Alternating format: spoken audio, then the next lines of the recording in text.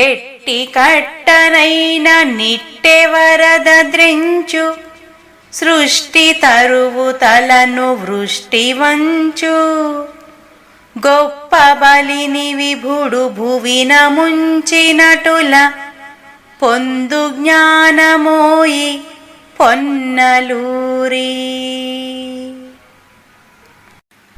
ఈ పద్యం ప్రకృతి యొక్క మహత్తును, కాలానుగుణ మార్పులను మరియు అసమాన శక్తిని ప్రతిబింబిస్తుంది.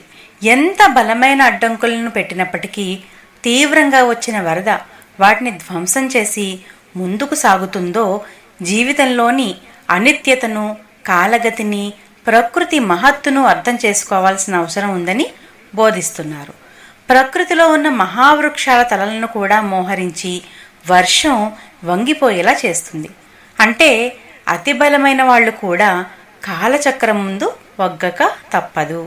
మహావిష్ణువు వామనావతారం సందర్భంలో గొప్ప బలిచక్రవర్తిని భూమిలోకి నెట్టినట్లు, ఇక్కడ మహాబలిని కూడా దైవశక్తి సమర్పింపజేసిన సందర్భాన్ని ఉదాహరణగా పొన్నలూరి వారు చూపించారు.